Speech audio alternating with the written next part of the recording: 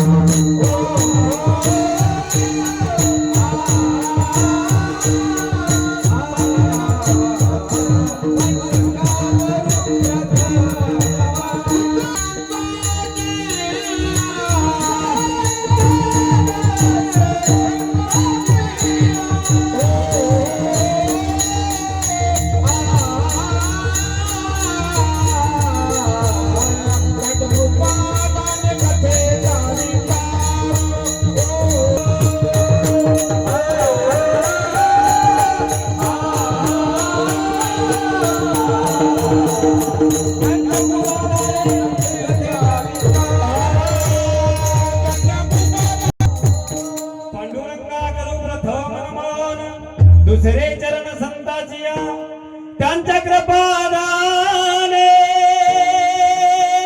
कथेचा विस्तारू, बाबाजी सद्गुरु दास तुकार, नमो मारुती तुले वेगम जितेंद्रम प्रेमता वरिष्ठम, वाताज वनरित मुख्यम श्रीरामदूतम शरणं प्रपद्ये,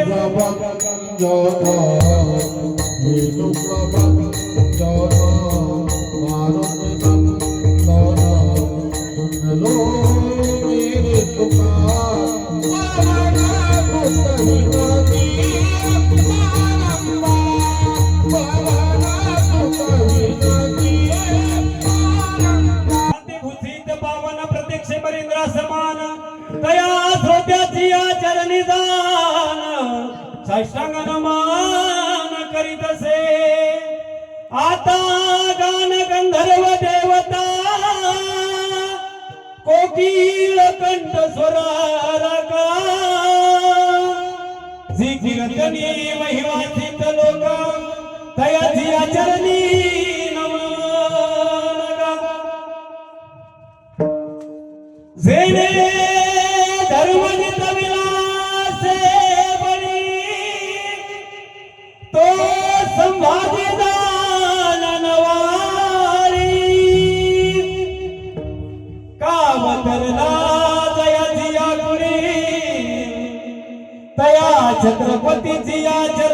पावडी साष्टांग नमन करीत असे आई महाराज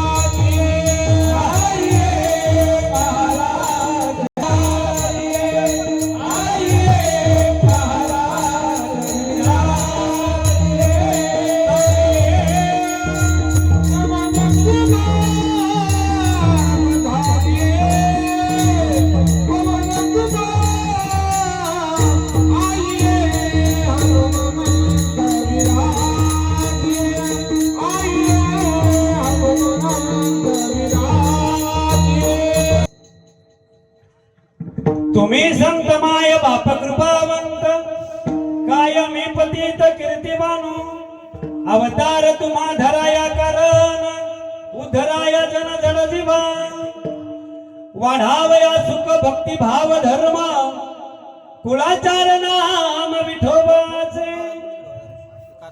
तुका मने गुण चंदनाचे अंगी तैसे तुम्ही जगी संत जना प्रस्तुत प्राप्त प्रसंगी सेवेसाठी निवडलेला अभंग देऊचे सुप्रसिद्ध साधू अखिल कोटी ब्रह्मांड नायक पांडुरंग परमात्मा यांचे लढीवाळ भक्त वयाच्या 16व्या वर्षी स्वराज्याची स्थापना करणारे राजे छत्रपती शिवाजी महाराज यांचे असणारे आद्यगुरु श्रीमंत योगी पंचम वेद निर्माते जगद्गुरु तुकोबरा यांचा 4 चरणाचा अभंग असून या अभंगाद्वारे जगद्गुरु तुकोबराय तुम्हा आम्हाला सांगता सज्जन हो की तुम्ही संत माय बाप कृपावंत कायमी पतित कीर्तिवानो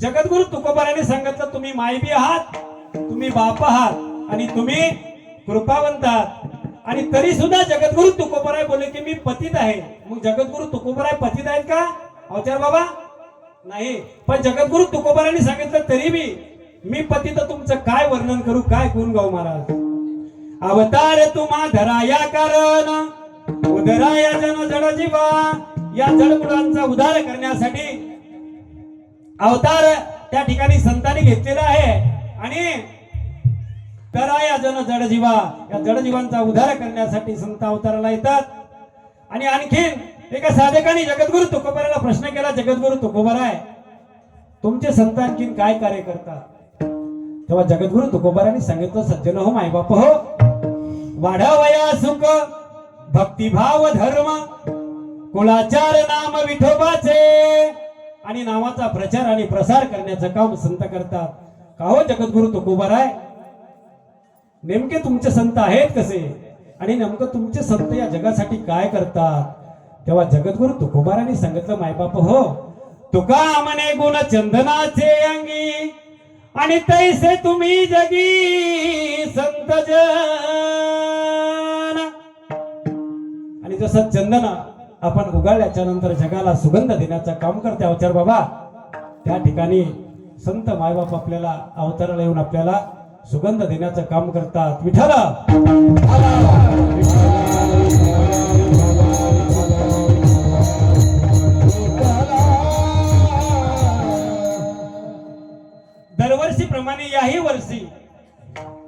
दरवर्षीप्रमाणे याही वर्षी अखिल कोटी ब्रह्मांड नायक पांडुरंग परमात्मा राजे छत्रपती शिवाजी महाराज विश्व मौली ज्ञानोबराय जगद्गुरु तुकोबराय आणि सद्गुरु सच्चिदानंद गजानन महाराजांच्या कृपा दृष्टीने कृपा आशीर्वादाने चालत आलेला हा भव्य दिव्य सोहळा आणि या सोहळ्याचा आजचा दुसरा दिवस बरोबर आहे ना कारण आमचं कसं बँडवाल्यासारखं दररोजचं गाव आहे त्याच्यामुळे काय ध्यान राहत नाही दुसरा दिवस आहे ना दुसऱ्या दिवसाची सेवा या पवित्र पावन भूमीमध्ये वसारी या पवित्र पावन भूमीमध्ये ज्या गजानन बाबाच्या पदस्पर्शाने पावन झालेली ही भूमी आणि या भूमीमध्ये या दुसऱ्या दिवसाची सेवा ही माझ्या वाट्याला आलेली आहे मज पामर आहे काय थोरपण पायाची वाहन पायीवरी आणि म्हणून सज्जन हो या ठिकाणी आपण दीपकजी देवळे सागर पाटील आमचे किशोर पाटील रामेश्वर पाटील यांच्या सगळ्याच्या चरणी नतमस्तक होतो माता भगिनी लाडक्या बहिणींच्या चरणी करतो आणि सेवेला सुरुवात करतो जोडून या धना जोडून या धना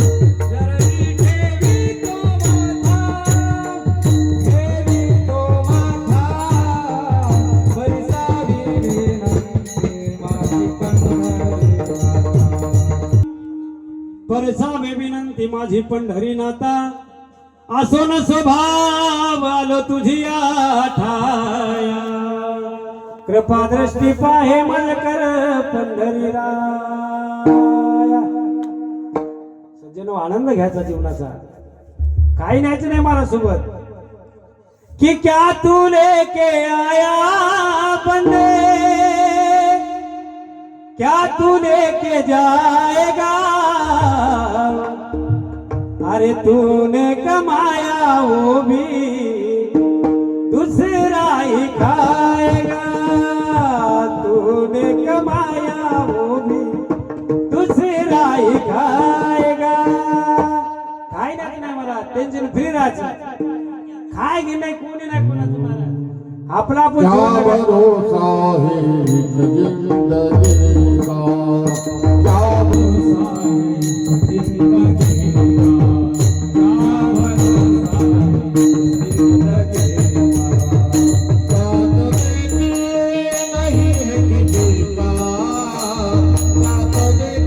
नहीं है किसी का क्या भरोसा है जिंदगी का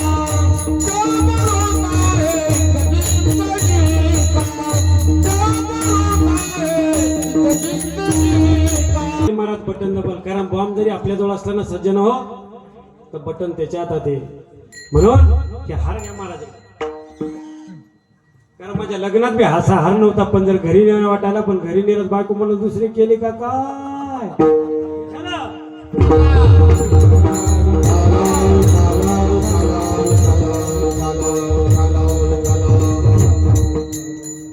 म्हणून सज्जन हो या गजानन बाबाच्या दरबारामध्ये आपण आज सगळे या ठिकाणी उपस्थित आहात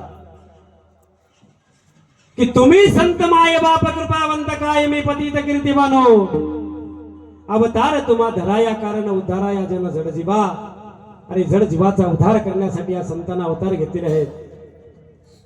सज्जन हो माय बाप हो, भगवंताची भक्ती करणं, भगवंताचं नामचिंतन करणं याच्यासाठी आपला जन्म आलेला आहे. पण आपण त्याच्यातून काही न घेता आपण दुसऱ्याच संसाराच्या रहाट गाडग्यामध्ये अडकलेला आहोत. आणि म्हणून प्रत्येकाला एखाद्या व्यक्तीला जर म्हणलं की बा पंढरपूरला चला, काळंदीला चला, तर म्हणते महाराज नातूला अनेक, पोरला अनेक, लग्न राहिले वगैरे वगैरे. हे सगळं आपल्याला काही मायाजाळात अडकलेले आहोत आपण. पण या मायाजाळातून जर आपल्याला बाजूला व्हायचं असेल अवचार बाबा, तर काय करावं लागेल? भगवंताचं नामचिंतन करावं लागेल. आणि भगवंताचं जर नामचिंतन करावं लागेल तर जगद्गुरु तुकोबाराय सांगतात. काय सांगतात जगद्गुरु तुकोबाराय? की सांगतो तुम्हासी भजारे विठ्ठला नाही तरी गेला जन्मवा. सांगतो तुम्हासी भजारे विठ्ठला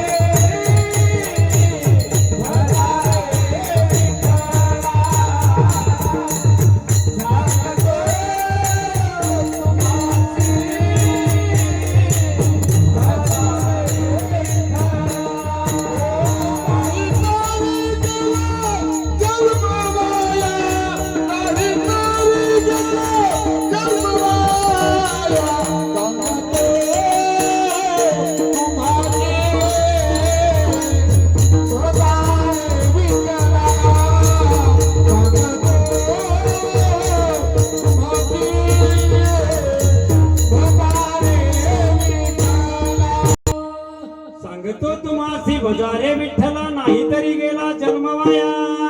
महाराजांना सुंदर प्रमाण दिलं. महाराजासाठी जोरदार टाळी वाजवा, वाजवा जोरात. आपल्याला काय चेष्टी लागत नाही, वाजवा.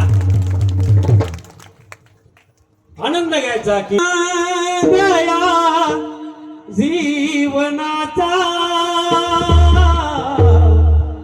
सुगंधा परी तरवळावा.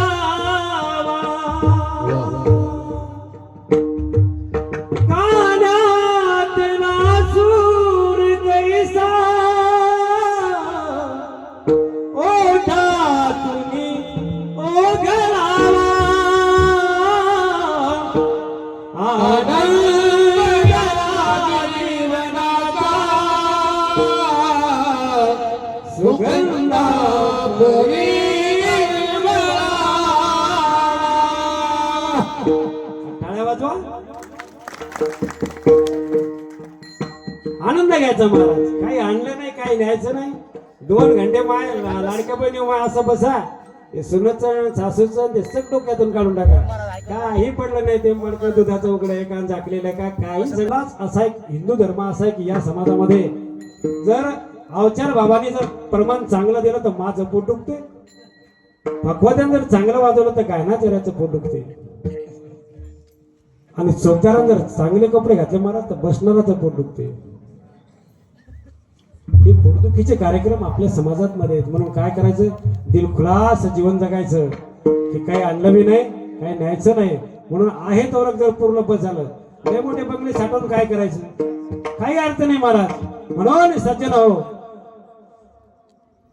जगद्गुरु तुकोबराय सांगतात की तुम्ही संत माये बाप कृपावंत कायमी पतित कृतिवानो. अरे जगद्गुरु तुकोबराय सांगतात बाबा तुम्ही संत माय बाप कृपावंत कायमी पतित कीर्तिवानो. अवतार तुम्हा धरा या कारण उद्धारा या जन जड जीवा. अरे या जड जीवाचा जर उद्धार करायचा असेल तर संताला इथं अवताराला घ्यावं लागेल. आणि अवताराला येऊन संताला जे कार्य केले महाराज, आज मला तुम्ही सांगा या ठिकाणी काय होतं का मंदिर गिंदिर नाही. एका वर्षापूर्वी भगवंताचं नामचिंतन केलं, भगवंतावर जर विश्वास ठेवला तर काय होते माझा अनुभव सांगतो तुम्हाला, माझा स्वतःचा तुमच्या गावातला. तुम्ही म्हणसाल तुम्ही कधी आलते, मी तुमच्या गावात एकदा आलतो आणि आज आलो आणि पुन्हा येईल पुन्हा येईल पुन्हा येईल. विठ्ठला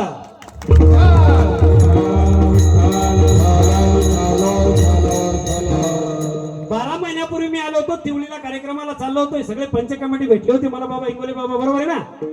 हे पंच कमिटी भेटली, सगळ्यांनी माझा नंबर त्या ठिकाणी घेतला, सगळ्याची भेट त्या ठिकाणी झाली. आणि या ठिकाणी दर्शन घेतल्याच्या नंतर मला वाटते मी आज तुमच्या वसारीमध्ये नाही तर शेगाव मध्ये कीर्तन करतो असा आनंद या ठिकाणी मला झाला. माता भगिनीची उपस्थिती भरपूर आहे महाराज. सध्याच्या बाबतीत तुम्हाला सांगतो ना, माझ्या बहिणीच लीडवर येतात. आपलं काय नाही महाराज, काही दिवसानं कुत्र्याच्या आपल्या भाकरी संगत रे जागलीवर. विठ्ठला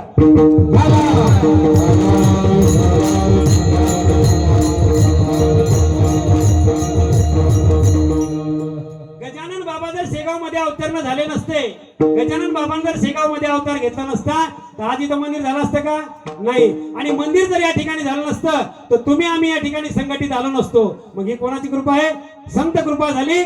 इमारत फळा ज्ञान देवे रचिला पाया आणि उभारिले. मग ही कोणाची कृपा आहे महाराज, संताची कृपा आहे. म्हणून तुम्हाला सांगतो भगवंताचं जर नामचिंतन घेतलं, भगवंताचं जर भजन केलं महाराज तर कोण्याच गोष्टीचा तुम्हाला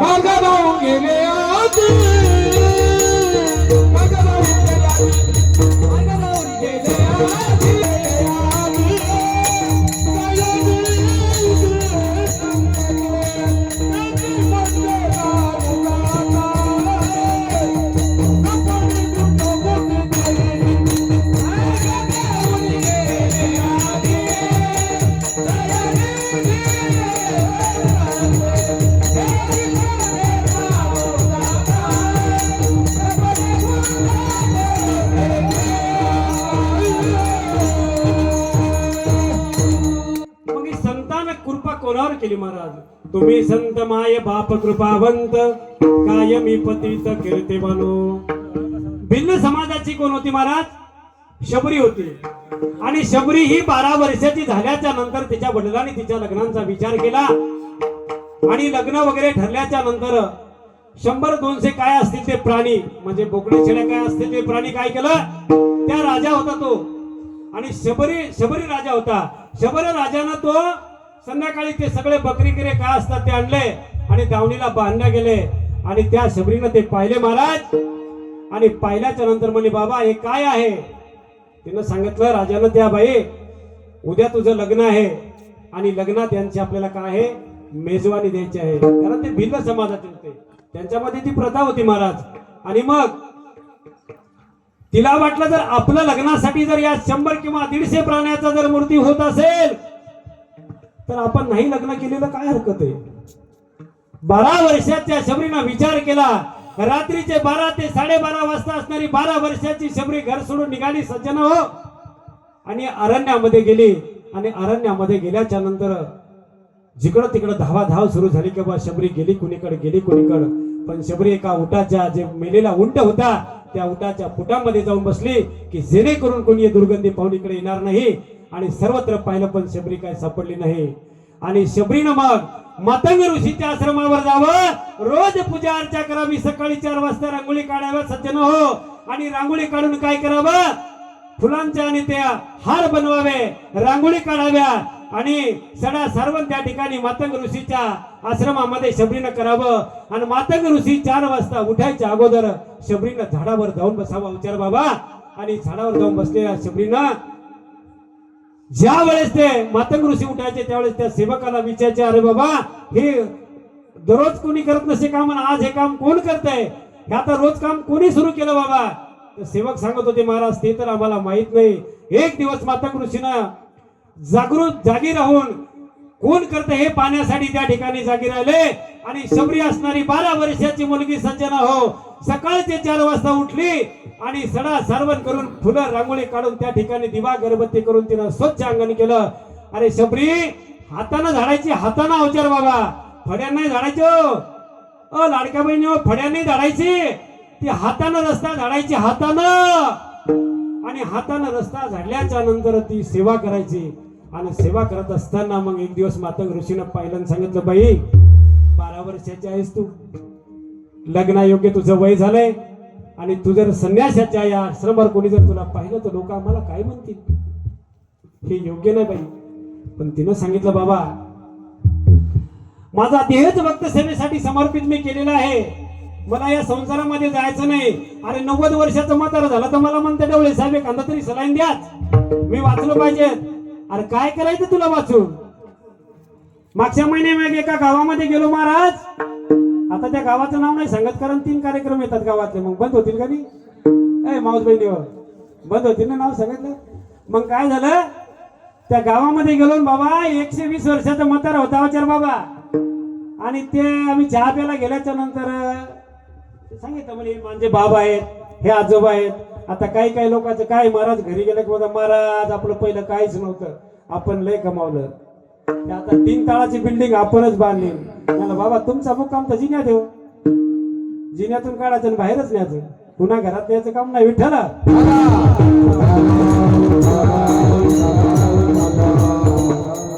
आणि मग मातंग ऋषीनं सांगितल्याच्या नंतर सज्जन हो माय बाप हो, शबरीला सांगितलं की इथून आम्ही आता पुढच्या कार्यासाठी निघणार आहोत. आणि पुढच्या कार्यात निघण्याच्या नंतर तुला सांगतो बाई, एक दिवस तुला या ठिकाणी देव भेटायला येईल, प्रभू रामचंद्र भेटायला येतील. आणि त्या ठिकाणी मातंग ऋषी त्या आश्रमावरून चालते गेले, निघून गेले.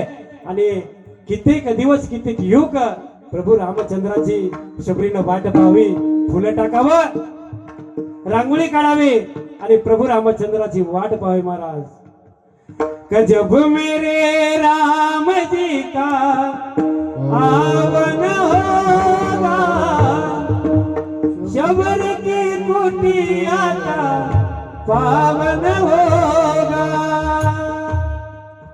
रोज वाट पाहावी प्रभू रामचंद्राची. कित्येक दिवस निघून गेले महाराज, काय करावं काय करावं. कि रामा विना चैन पडेना, नाही जीवाला आराम, केव्हा मला भेट रे श्रीराम, केव्हा मला भेट रे श्रीराम. तुम्हाला पटलं नाही का माझं म्हणजे, टाळ्या वाजवून बाबा. अरे पैसे कमी देत जातात पण टाळ्या वाजवून काय विषय विठ्ठला.